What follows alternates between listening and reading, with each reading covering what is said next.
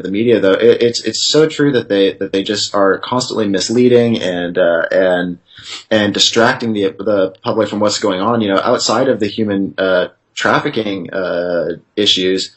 They've been doing things like they've been intentionally misreporting terror attacks that occur in the U.S. and the European Union because they don't want people to realize how bad and how endemic the problem of terror is, and how much exactly ISIS has infiltrated our countries. And even just this week in the Quebec, the tragedy in Quebec where there was a terror attack on a mosque, you have witnesses making statements that there were 2-3 gunmen, definitely more than one. Yep.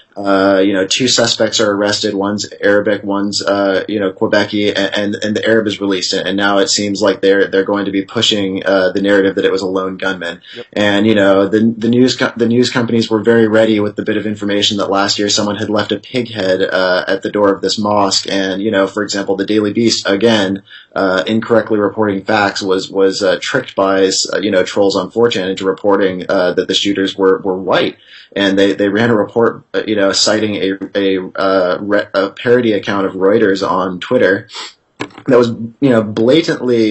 blatantly obvious that it was a fake account. But that just shows you how strong the bias of the media is to push their narrative or the story that they want to run on the news. They're not interested in the facts. They're interested in reporting a preconceived story that they have about it. Yeah. Well, that brings up a point here that I wanted to make about terror attacks and ISIS. You have all these people on the left just beside themselves over Donald Trump's recent executive order banning the import of refugees from, I think it's 7 Middle Eastern countries. And the problem with the anger coming from the left about this is that the mainstream media, the anger they're displaying over this as well, is so disingenuous because they've been telling us now since 9/11/2001 to give up our liberties for security because around every corner is a boogeyman from the Middle East that wants to blow up buildings or cause terror in our nation. And now they've spun the narrative. It used to be Al-Qaeda, now it's ISIS the boogeyman. And the minute Donald Trump says, all right, well, let's stop the tide, the flow of immigrants from these nations that could potentially be ISIS terrorists coming in, the mainstream media flips the script and calls him xenophobic, calls him a bigot. They twist the narrative, they spin the narrative, and they seem to believe that the American people have no long-term memory. Well, unfortunately, it seems like some of us don't. And you're right. It's very interesting that people are only now upset because the media is telling them to. Where was this outrage when, Obama enacted a similar ban? I believe it was in 2011. Where has the outrage been at all the arms and munitions and equipment which we've sold Saudi Arabia to pretty much create a devastating civil war in Yemen, that has brought most of the population to the brink of famine? Where was this outrage when we were equipping and supplying rebel groups in Syria who now have all turned out to be Islamic extremist groups, and in many cases the weapons ended up going to ISIS. So you have these terror groups in the Middle East committing acts of genocide against various ethnic and religious minorities, and they're using our weapons and our equipment to do it. So where has all this outrage been for the past, 8, 10, 12 years? Because this has been going on for a very long time. And, now suddenly we have a president who comes along and causes, tells us that we have to face the facts, and people are upset. And it's just amazing to me because, this is not something new. This is not a new phenomena. This has been happening for a very long time. And there's been ample opportunity to display displeasure at it. I love the fact that you raised questions about what happened in Quebec because it reminds me again of George Webb's work. In a recent video, he pointed the finger at DynCorp specifically, saying not only is DynCorp involved in child trafficking in Haiti and in other places around the globe, he believes they're also involved in the domestic terror operations, the false flag terror operations, and he cites San Bernardino specifically as an example. And as you probably remember, San Bernardino shooting, just like Quebec, had witnesses that on day one said they saw multiple shooters. In the case of San Bernardino, multiple witnesses saw 3 shooters, 3 men dressed in black fleeing. And of course then the official story pinned it on 2 people. And it looks like that's exactly what happened in Quebec as well. Yeah, that's interesting that you bring that up. Well, first of all, let me just say that I actually people have been recommending to me for some time that I follow Mr. Webb's work, and he does his work on Eric Braverman on DynCorp and things like that has been very interesting and informative. When it comes to the reporting on domestic terror, I sometimes feel like he gets facts a little mixed up. He was reporting on the phenomena of gas leaks, for example, in the news. I don't know if you've been following that, but over the past like 2 years, I'd say there's been a lot of reports of gas leaks that were causing explosions, and in many cases there was one in Malaga, Spain that caused like 80 injuries and deaths, and he was saying that stuff was related to human trafficking, I think, but from what I have seen, it seems far more likely that it's related to ISIS operations that are being covered up. But going back to what he was saying about these paramilitary or these private military corporations, you're absolutely right. It does seem like there are private actors working through these groups to use them as their own veritable militaries around the world. And whether or not DynCorp is involved in some kind of domestic operation, that question does have to be raised. Because there's a multitude of other groups in addition to DynCorp that could be theoretically could be doing this stuff as well. For one example might be George Soros was revealed to own Sierra PMC. That's another group. He also owns share in the Carlyle Group. That's like a military and intelligence corporation that Bin Laden's infamously had large holdings in. So there's all these different groups, and it seems like we're just scratching the surface on these private militaries because it's sort of a new phenomena. It's sort of a new development in mercenary culture, and it's something that we're still learning about. You make a terrific point about these paramilitary groups. There are multiple paramilitary groups, and it reminds me of the Kraft International mercenaries that were on the ground in Boston the day of the Boston Marathon bombing, and they were carrying black backpacks that looked exactly like the black backpacks said to be carried by the terrorists, the Sarnoff brothers, that ultimately had to take the blame for what happened there. And the mainstream Mockingbird media, of course, did not report about those Kraft mercenaries on the ground that day. They didn't report about the operations in play that day to carry out a faux terrorist bombing. And I'll tell you what, it's just more of the same. Whether it's Kraft International or whether it's Steve Feinberg's DynCorp, there appears to be paramilitary groups running wild in this country, and I hope Donald Trump can rein them in. But I don't know that Donald Trump has the will or the power to rein in the deep state. Yeah, it certainly raises the question. All of these terrorist attacks raises the question of how they were able to get in to the United States and the European Union, where they were able to get their weapons from, how exactly they were able to logistically carry out these attacks. Those are all questions that need to be asked. Even if it turns out that there wasn't involvement of private military groups, there still needs to be some sort of a documentation and fact telling process, to inform the public about what these groups are doing. And in regards to Donald Trump, I think that I think he's known for quite some time. About what's going on in our nation. If you go back and watch old interviews of his, he makes it quite clear that he's not buying official narratives pushed by the media. Donald Trump has worked in the media, so he knows exactly what kinds of things they'll pull to kind of mislead the public. And that is a good question, though. How far will he go in rolling back kind of this deep state that operates within the United States, and that it's at this point it's not even something that is a conspiracy theory. FBI documents from investigating Hillary Clinton, for example, mentioned specifically a organization that they call the Seventh Floor Group operating within the State Department, and they used it's their words. They described it as a shadow government group.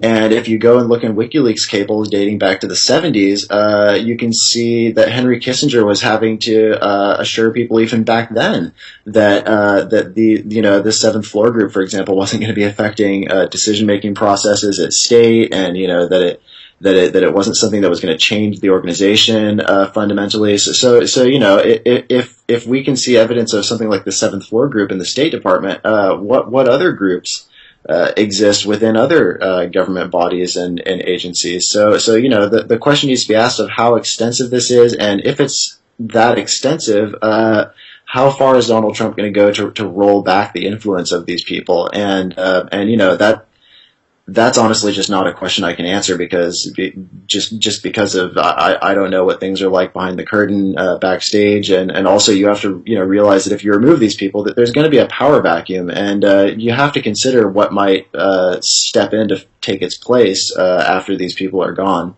Well, one thing that doesn't bode well, William, for Trump reigning in the deep state is the fact that my understanding is Steve Feinberg, the owner of DynCorp, and who has relationships to Cerberus Capital and by way of that George Soros, is among Trump's economic advisors. So that's not the best news in the world. I would love to see him fire Steve Feinberg. And the other thing I wanted to ask you before we let you go is about your background as it relates to doing this kind of quality research and being a citizen journalist. Again, can't overstate how important it is that people like you, people like George Webb, and just so many fantastic researchers out there that are doing the job that the mainstream media refuses to do. It's very, very important. It's for the health of the republic and the health of humanity. Because again, even truth tellers like Ben Swann, who went back to work for a local affiliate for CBS in Atlanta, he's got this segment he does called Reality Check, and he just recently did a very cursory overview of the Pizzagate questions and asking why there hasn't been a real investigation by the mainstream media into Pizzagate, and he was essentially suspended. So even people like Ben Swann, who have a platform to tell truth within the mainstream media, are reined in when they want to cover this topic. So again, your background, what is it that makes you such a great researcher, and what would you say to others that want to get involved in this type of research? Well, first, real quick to the question about Trump.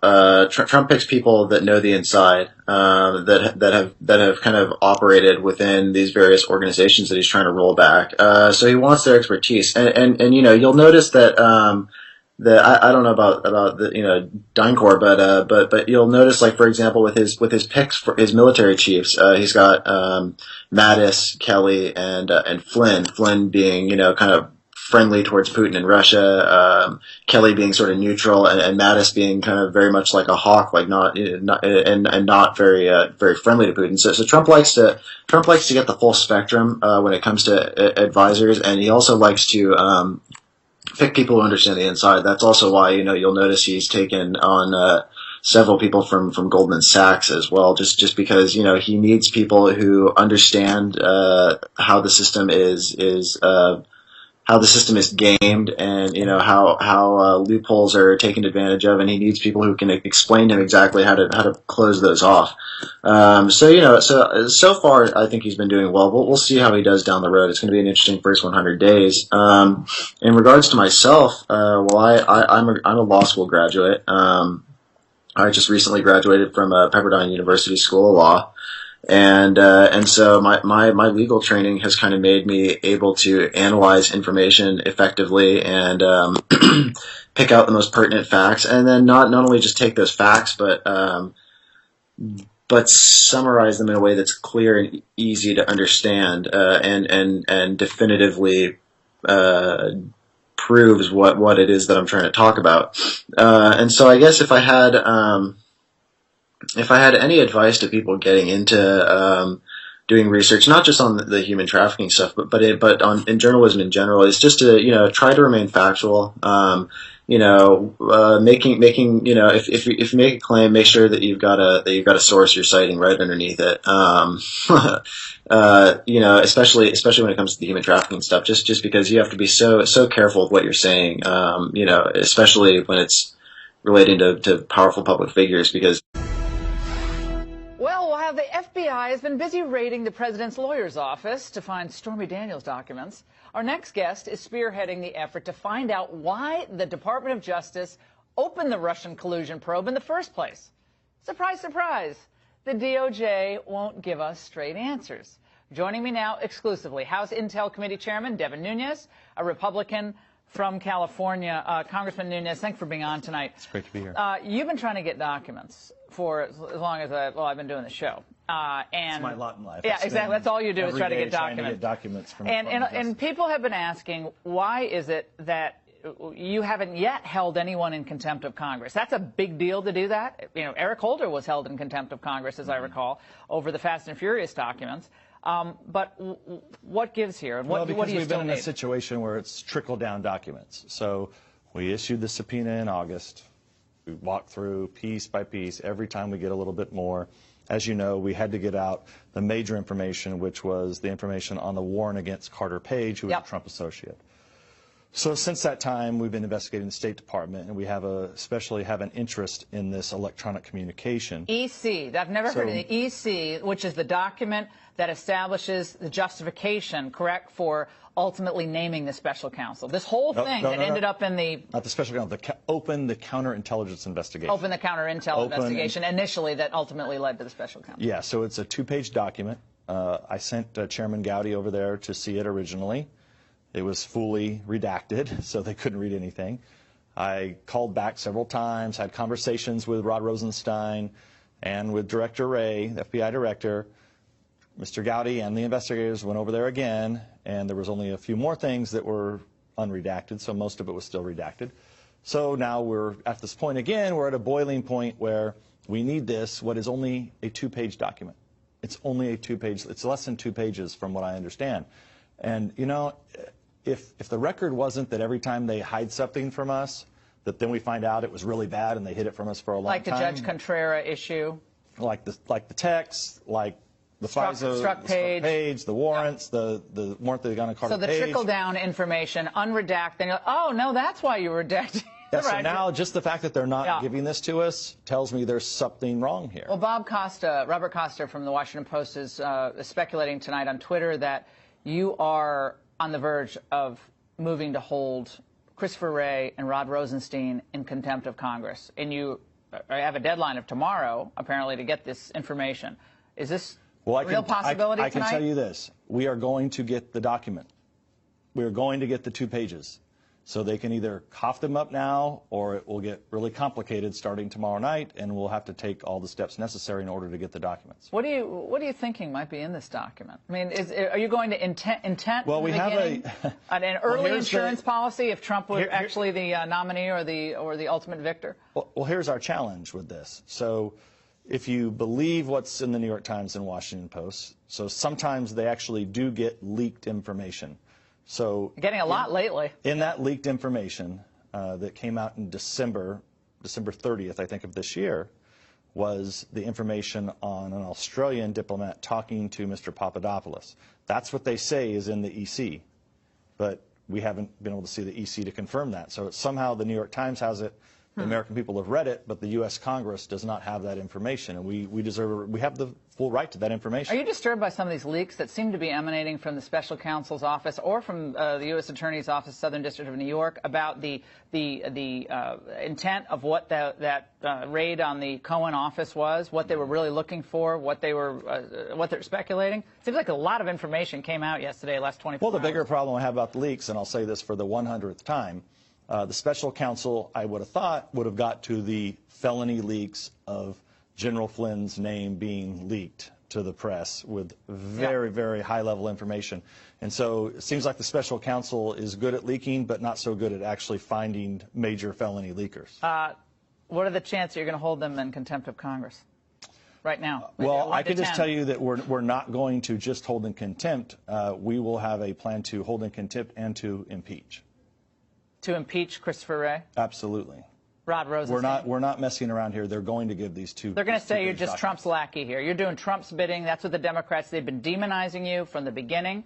I've been the subject of some demonization myself, so I know how it goes, but they're going to demonize you and say, oh, you're just going to run over to the White House, help Trump out every time he's in a jam. Yeah, well, as I said before, whenever I see evidence of Russian collusion, I'll be the first person standing out there on the steps of the Capitol that I found the Russian collusion with the Trump campaign. I haven't found it yet, but I found a whole lot of other stuff that always puts DOJ and FBI in a bad light, unfortunately. The media, the other media channels are salivating tonight in a frothy frenzy over, once again, Trump's going to fire Robert Mueller. Trump's going to fire Robert Mueller. Huckabee Sanders was asked about this today. This is what she said. Rod Rosenstein oversees special counsel, and only he has the power to fire the special counsel. Again, we've been advised that the president certainly has the power to make that decision. I don't think there's any sign that Trump's really going to fire Mueller, but Republicans are freaking out about that as well. But yeah, keeping this thing going. Yeah, he clearly has the authority. They said this before. Yeah. He was firing all kinds of people, and none of that ever came to fruition. Preet Bharara, the former U.S. Attorney, Southern District of New York. He did get fired. He did get fired by President Trump. Still very angry about this. This is what he said today. The regulation is very clear with respect to the special counsel. It says the special counsel may be disciplined or removed from office only by the personal action of the Attorney General. And you may remove the special counsel for a number of enumerated reasons, including misconduct, dereliction of duty, incapacity, and some other things, and has to provide those reasons in writing. So it's very clear that if the President of the United States called, under the current circumstances, and as long as these regulations are in effect, called up Bob Mueller and said, I'm firing you, Bob Mueller, I would expect, would not heed that. Apparently the regulations trump the Constitution. We have an executive branch, judicial branch, legislative branch. In which branch does Bob Mueller reside? The executive branch. He doesn't reside in the who's the head? I mean, again, I think it would not be smart at all for the president to fire Bob Mueller. I do not think it makes sense.